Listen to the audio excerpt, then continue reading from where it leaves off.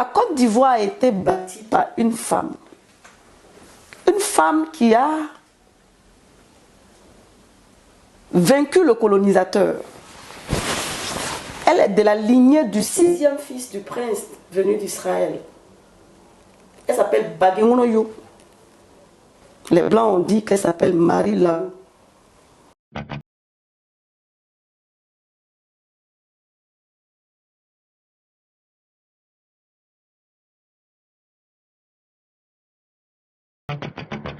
Elle s'appelle Baguémonoyo.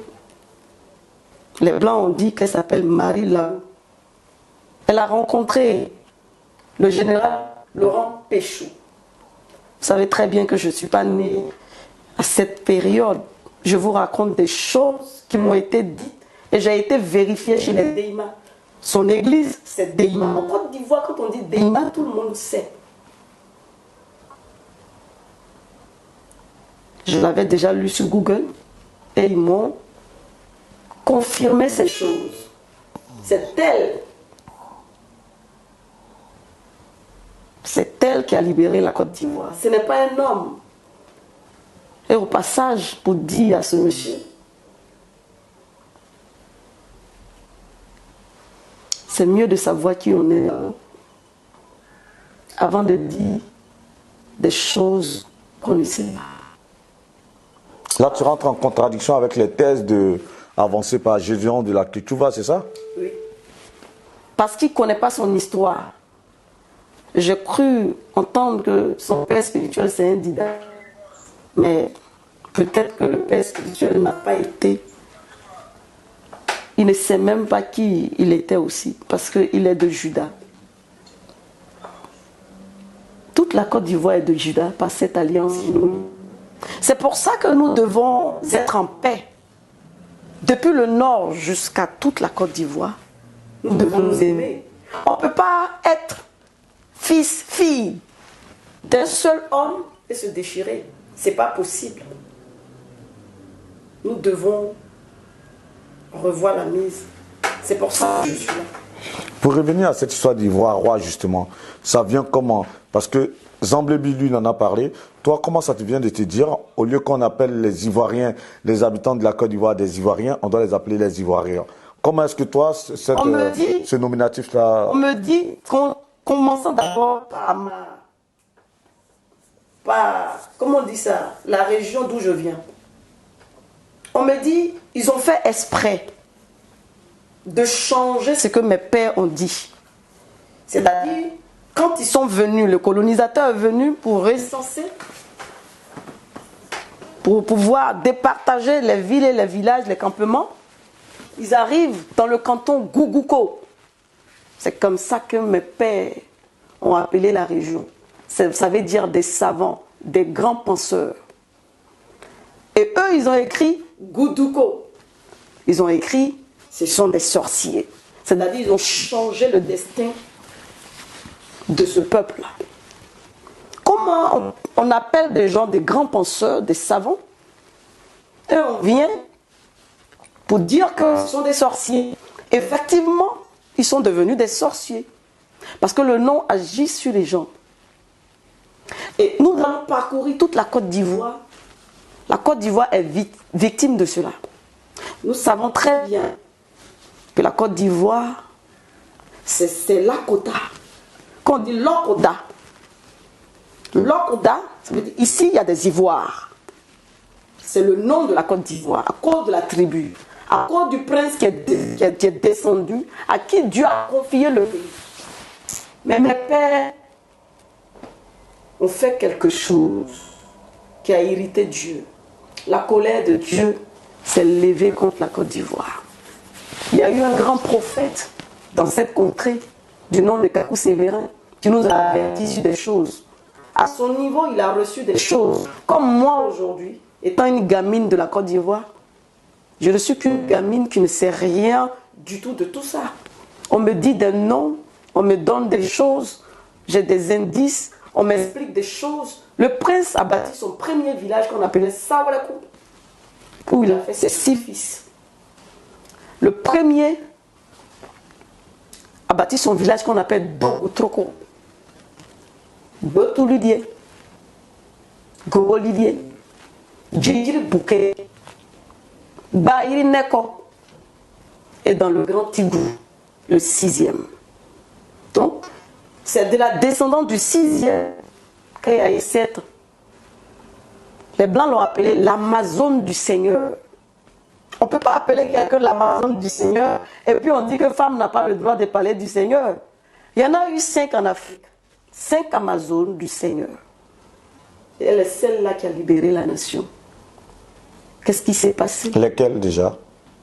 Qui? Les 5 Amazones dont tu parles, qui ont libéré l'Afrique. Sincèrement, ok. ce qui m'intéressait, c'est la Côte d'Ivoire. Parfait. C'est la mienne que j'ai retenue. Donc, je ne suis pas allée... Je sais qu'il y en a eu 5. Je ne suis pas allée chercher. Mais prochainement, je te dirai. Par contre, le général Péchou a voulu poser main contre sur elle, c'est-à-dire la taper. C'est ainsi que sa main a séché.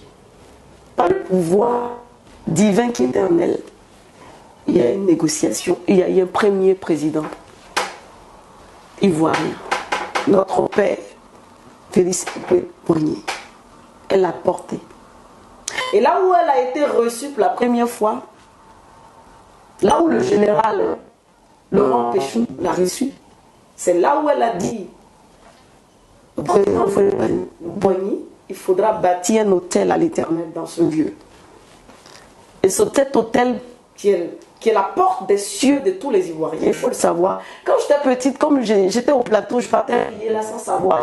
J'étais poussée à aller prier là, mais je ne savais pas pourquoi. La cathédrale Saint-Paul du Plateau. On va me dire, mais pourquoi elle est déima et puis le lieu, c'est pour les catholiques. Mais avant, il n'y avait qu'une église. Il n'y avait que catholiques. Et si on doit faire une offrande à Dieu, c'est l'église qui existe qu'on va élever. Ce n'est pas une église, c'est un hôtel qui est la porte des cieux. Comme dans la Bible, quand on parle de Bethel, on dit l'échelle descendait du ciel, les anges montaient, descendent. C'est comme ça, ce lieu-là pour la Côte d'Ivoire. Par la suite, le président, elle a dit, il faut un plus grand. Il faut qu'il y ait la maison la plus grande sur terre pour Dieu dans un si petit pays. Nous l'avons. Nous avons la basilique. Qui la considère? Qui connaît son importance? Personne. Les gens d'ailleurs connaissent son importance. Ah, Michel Diallier, tu as tant de choses à nous relater, c'est tellement beau, c'est tellement bien à t'entendre. Ce récital, on va dire, historique. Franchement, j'espère que vous allez en prendre de la graine en suivant cette interview. Mais en même temps, revenons un peu à ce nominatif d'Ivoire-Roi. Ça vient de quoi? Ivoire-Roi parce que nous sommes descendants d'un roi.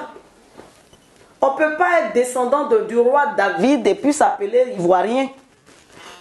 Nous sommes descendants d'un grand roi qui a engendré un autre grand roi qui s'appelle le roi Salomon, l'homme le plus intelligent, l'homme le plus sage de la terre.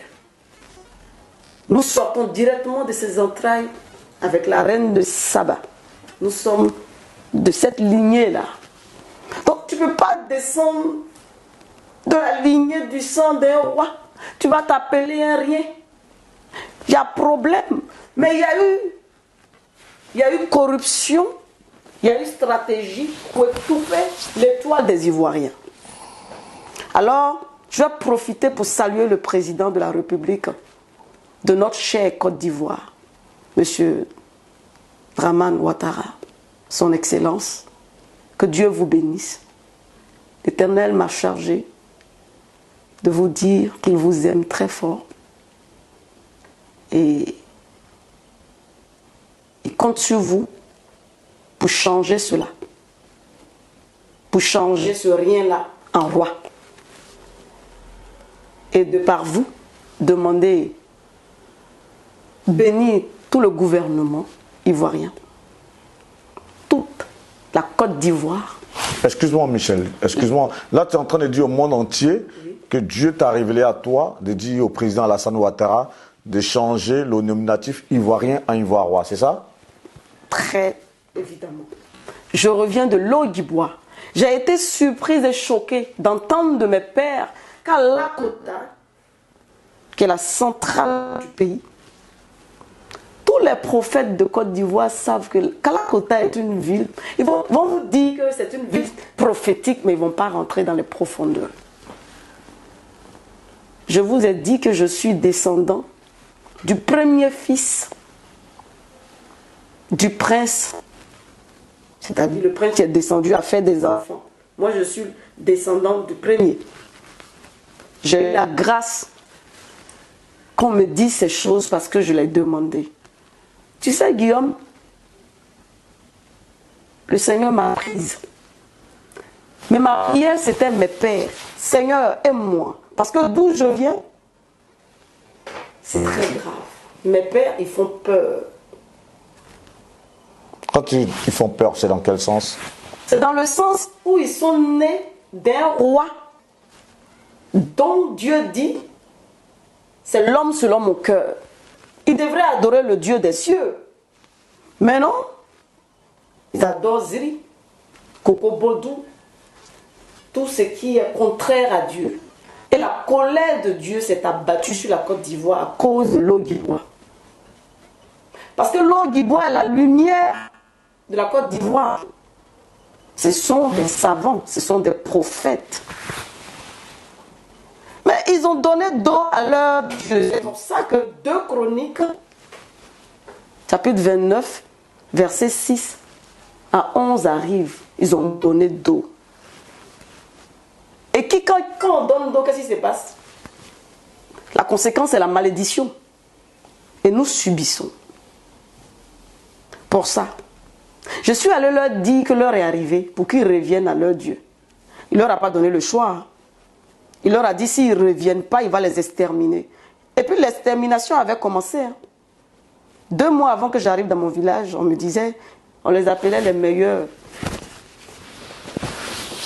dans Lakota, les meilleurs clients de la morgue. Tellement il y a des morts. C'est pour ça que je suis là. On m'a dit si tu ne vas pas leur dire, leur sang sera sur ta tête. Je l'ai déjà dit dans le Logibois, c'est-à-dire dans Lakota. Je n'ai pas eu le temps d'arriver parce que j'avais que des vacances de 2 semaines. C'est insuffisant. J'ai confié des tâches à des grands hommes de Dieu qui vont aller continuer la mission. En tant qu'artiste, je devais faire quelque chose. On m'a dit non, tu dois le dire à tous les Ivoiriens. Ce n'est pas seulement le Logibois. Il y a les fils de Dan, il y a les fils de Benjamin et tout le peuple qui est ivoirien. Ce n'est pas une histoire d'une personne. Ce n'est pas que tes pères. C'est la Côte d'Ivoire qui doit se repentir. C'est-à-dire chaque peuple, chaque ethnie de la Côte d'Ivoire qui adore un Dieu contraire au Dieu du ciel doit renoncer à leur Dieu pour revenir à qui? Au Dieu créateur des cieux, de la terre, de la mer, de toute la création. Il m'a dit qu'il s'appelle l'incréé. Lorsqu'on reçoit de tels messages d'aussi grande importance nationale, comment est-ce qu'on se sent? Je suis vraiment une jeune dame. On peut dire, physiquement, je ne ressemble à rien. Mais une grâce m'a été faite. La grâce qui m'a été faite, je me demande pourquoi. Peut-être que c'est à cause de mon père qui a adoré Dieu des cieux. Peut-être que, je ne sais pas. Mais je me rappelle, je pleurais toujours. J'ai pris un moment de jeûne de 8 mois pour pleurer devant Dieu. Seigneur, tu m'as prise, tu m'as sauvé moi et mes pères. Seigneur, tu m'as sauvé et moi, mes pères. Ils adorent toujours Kokobodou. Ils adorent toujours Zri. Ils adorent toujours autre chose. Mais moi, je connais ton amour par Jésus-Christ. Et eux, tu m'as montré mon histoire parce que je t'ai demandé. Et eux, quand il m'a dit va vers eux, va, leur dire, j'avais peur. Je leur ai dit, j'ai toutes les images, on aura le temps de les visionner. Tout Guimond a donné sa vie à l'Éternel publiquement. C'est extraordinaire. Je ne suis pas allé seul. Je suis allé avec des hommes de Dieu. Tout ce qu'on m'a demandé de faire a été fait pour la nation. Au début de ça, on m'a poussé à aller voir les enfants d'Israël pour renouveler l'alliance que nos pères ont déjà faite avec Israël. Nous savons très bien que les Écritures disent « Celui qui bénit Israël sera béni ». Je profite pour bénir Israël, que Israël soit encore béni. Israël le sait aujourd'hui. Mes pères m'ont demandé de leur dire de venir voir leur frère. Et mon parrain, le Cohen, quand on dit le Cohen, c'est le sacrificateur, s'appelle Abraham Cohen, c'est le rabbin de la ville de Courbevoie. C'est lui qui est la porte entre moi et Israël. Excuse-moi, tu n'as pas peur qu'après cette interview, on te prenne pour une illuminée? Oh, je n'aurais pas la prétention, je ne suis pas une illuminée, je suis une personne à qui le Saint-Esprit a fait grâce parce que j'ai demandé. Quand je dis illuminé, une personne qui raconte n'importe quoi, je reviens encore là-dessus. Non, je ne raconte pas n'importe quoi. Parce que ce que je suis en train de vous dire, mes pères me l'ont attesté. Je suis une personne qui a été surprise, qui a été étonnée de recevoir des choses qui n'est pas de mon âge. On m'emmène dans l'ancestral, on me parle de mon histoire, on me parle du début de la nation, de comment la nation a été constituée. J'ai laissé tellement de détails. Mais je me demande, c'est une grâce. Pourquoi? Parce que j'ai pleuré. Seigneur, tu m'as sauvé les miens. Or, nous savons que dans l'Ogibois, aujourd'hui, tous nos pères sont partis. Ils ont été frappés par l'épée, comme le verset le dit. Pour ceux qui vont lire, qui vont comprendre. Ils sont tous morts. Il n'y a que des jeunes aujourd'hui. Mais qui les informe? J'ai eu la chance de rencontrer le chef régional de Lakota, qui m'a aussi attesté cela. Il dit, maman, quand je t'entends, c'est mon grand-père qui me parle. Et mes pères me sortent qu'il y a eu des visitations des anges au niveau de la ville de Lakota, sur 4 sites. Sur la 4e visitation, ils ont tué un ange. Voilà d'où vient la colère de Dieu sur la nation. On ne peut pas vous donner une nation et on vient veiller sur vous divinement et vous abattez un ange. C'est pour ça que toute la nation ivoirienne doit se repentir. Chaque peuple de la Côte d'Ivoire, régi par l'alliance avec le peuple de l'Ogibois, avec les peuples de Côte d'Ivoire, qui forment un cercle, comme je l'explique, doivent se repentir. On doit quitter les bois, les cailloux. Ce n'est pas bénéfique pour nous. Après Israël, c'est la Côte d'Ivoire. L'heure est arrivée pour que les Ivoiriens, maintenant, commencent à apporter le réveil au monde. Mais imaginez-vous, j'étais cette jeune fille en train de me promener partout. Quand on me dit, si tu ne vas pas dire à tes pères, cette période, ils vont mourir. Et je n'ai pas été, je n'ai pas entendu pour aller leur dire. Et ils avaient commencé à mourir. Et s'ils mouraient, qu'est-ce que j'allais devenir? Toute personne est missionnée pour quelque chose. Mais nous, les jeunes d'aujourd'hui, on n'est pas attentifs. Et on ne cherche pas notre Père qui est le Créateur. Et ce qui fait que nous sommes perdus. Ce qui fait que nous souffrons beaucoup. Ce qui fait que nous tuons beaucoup de personnes. Quand je dis tuons, c'est quoi? À cause de nous, des gens meurent. Parce que nous sommes des missionnaires. Et là, en tout cas, tu portes le message. Tu fais tellement de révélations. On est très heureux parce que ActuPeople.net est le premier média par lequel tu passes pour porter ce message d'envergure nationale, d'importance capitale. Oui. Ça fait plaisir de savoir et on espère qu'au-delà de notre média, que ce message va être porté dans d'autres lieux, en d'autres espaces. Là, tu as donné vraiment... franchement, il y a trop de révélations. Trop. Oui. Il y a certaines que tu souhaiterais en ajouter parce que j'ai vu que tu voulais encore...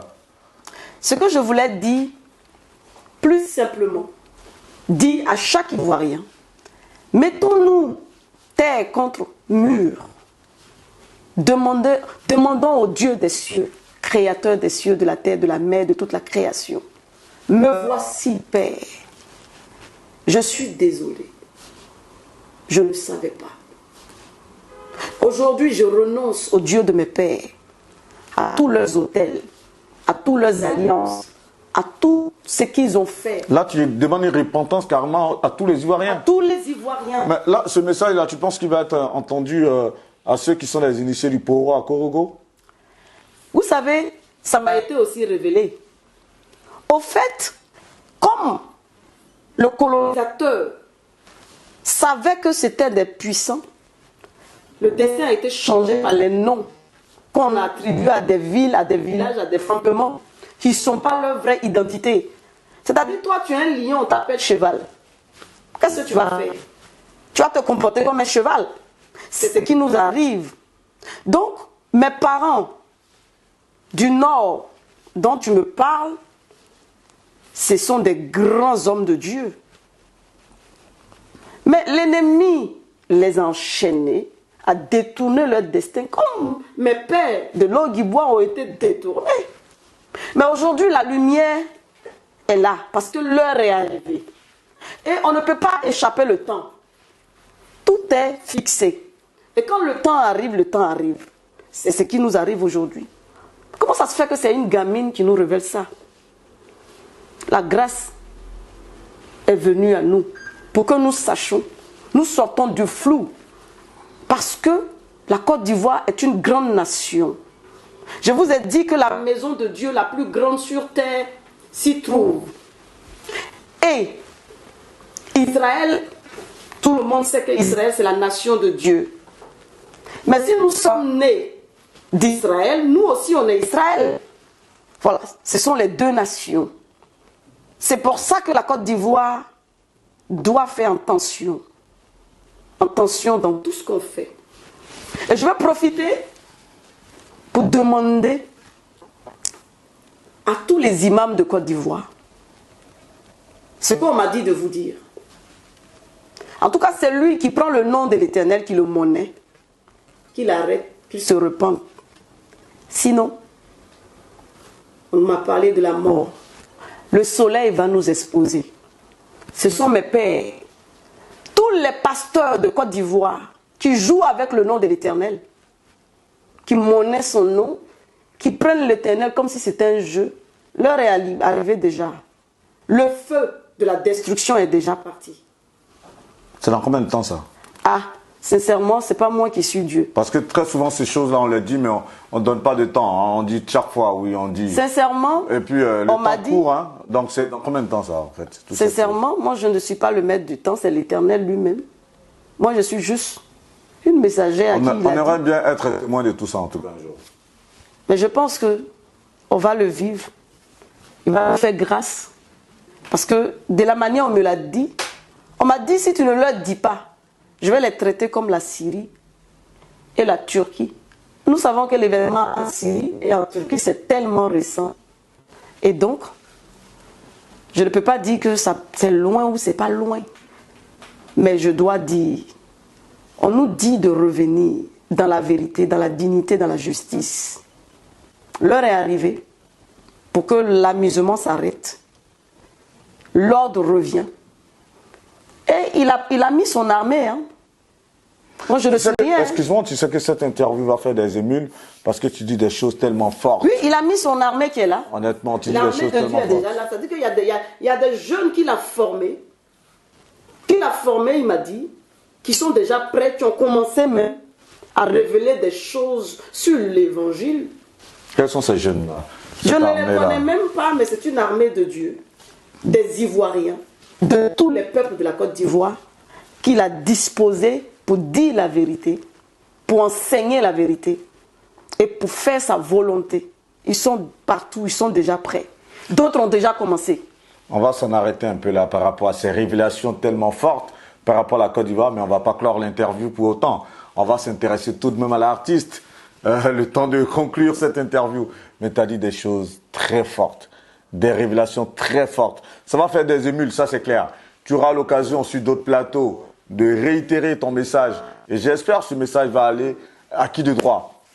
Michel Dallier, l'artiste, la carrière, tu l'as dit, 2014, après 2018, un second album, le troisième album que tu vas commencer à sortir avec des singles à partir de fin d'année ou début d'année.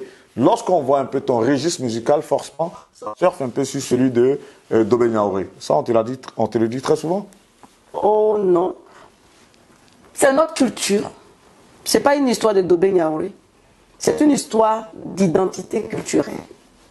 Le cœur. Vous savez que quand je suis en train de nous dire que nous sommes de Juda, et quand on parle de David, on dit quand David jouait, à la harpe, ouais. Il jouait à la harpe et il chantait. Nous savons que les 150 psaumes qui sont écrits sont des chansons. Il chantait. Qui va me dire en Côte d'Ivoire que les Didas ne chantent pas? Mais on ne savait pas pourquoi ils chantaient. L'Éternel est mon berger, je ne manquerai de rien. Ça, c'est le son qu'Alpha Blondy prend pour introduire tous ses concerts. Bref, allons-y, ouais. Moi, on me dit, tu vas chanter le psaume 150 en hébreu. Moi, je ne suis pas hébreu. Donc, je vais voir les enfants d'Israël. Et c'est comme ça que tout ça sort. Ils m'ont aidé à traduire cette chanson qui va aussi figurer sur l'album.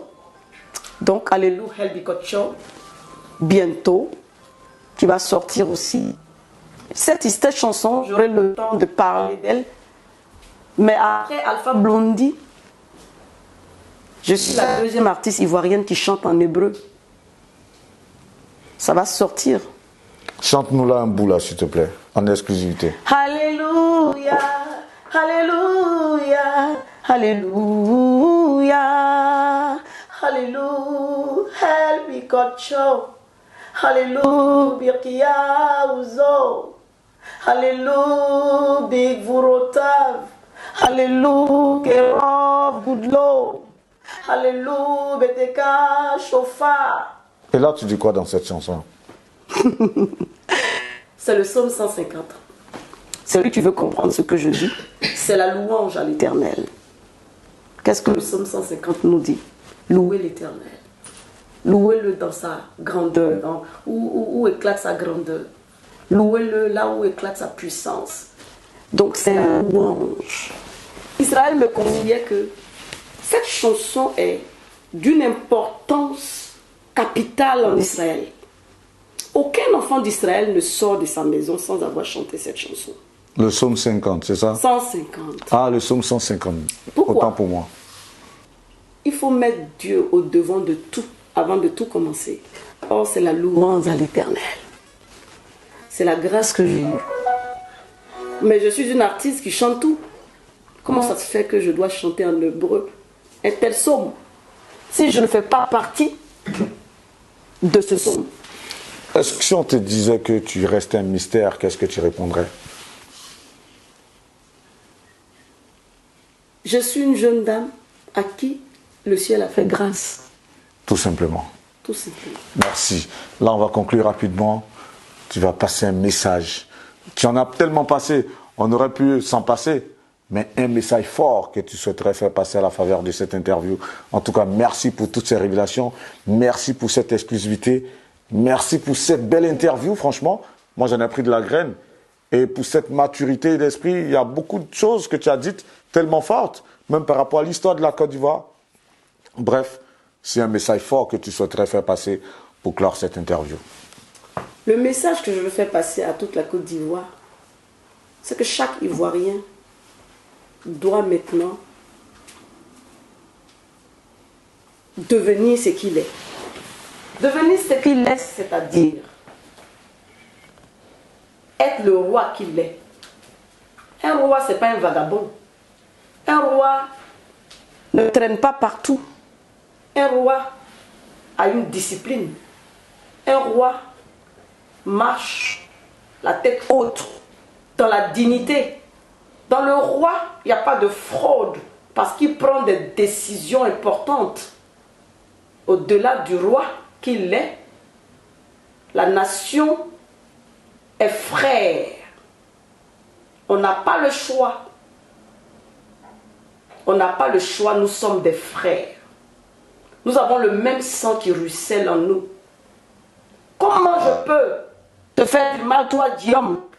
Si tu es le fils de mon père, il faut que je sois folle. C'est pour ça que nous devons aller à la paix. Tu me disais que les Dida ont ce cœur pour recevoir les gens. Mais on ne peut pas s'en passer de recevoir. Alors tous nos frères qu'on a reçus, ce n'est pas une faiblesse. Ça, par contre, c'est Didi Stone, le réalisateur, qui l'a dit, c'est pas moi. Hein. Voilà. Ah, Didi Stone, voilà, c'est toi. Voilà. Ce n'est pas une faiblesse, c'est l'amour. Et quand on te donne l'amour, c'est bien de redonner l'amour. C'est pour ça que nous devons déposer les armes. Et celui qui voudra aller contre ce que je suis en train de dire, pour ne pas aller à la paix, on m'a dit, on va nous traiter comme la Syrie et la Turquie. Est-ce que je dois laisser mes pères? On m'a dit, si tu ne leur dis pas, leur sang sera sur ta tête. Moi, je suis déjà grosse pour que le sang de tout le pays soit sur ma tête. Je ne peux pas endosser cela. C'est pour ça que je suis avec toi ce soir pour annoncer ces choses. C'est la paix. Côte d'Ivoire, c'est la paix. Côte d'Ivoire, c'est la paix. On n'a pas le choix, c'est ce que nous sommes. Merci. Merci beaucoup à toi, Michel Diallier. Son message est clair. Michel Diallier exhorte les Ivoiriens à reprendre leur couronne de roi. Et elle le dit, revenons aux fondamentaux. C'est le message qu'elle a reçu, au lieu d'être des Ivoiriens. En tout cas, c'est son message aux Ivoiriens. Il faut qu'ils soient plutôt des Ivoirois. J'espère que le message va passer. Nous, on a pris un grand plaisir à l'écouter, à la suivre et à voir en exclusivité toutes ces révélations qu'elle va décliner forcément sur d'autres plateaux. Merci à tous ceux qui nous suivent. Je vous ai dédié cette interview. La raison, vous la connaissez désormais parce qu'il y avait des choses assez fortes et belles à entendre. J'espère que vous avez été édifiés au travers des exhortations, des révélations de Michel Diallier. Partagez la vidéo, faites circuler cette vidéo, faites passer nos messages. Merci pour la force, que Dieu vous bénisse. C'était Guillaume Vergès pour la présentation et toujours à la réalisation l'équipe de Chic Image, pilotée par Didi Stone. À très bientôt pour un autre numéro. Merci.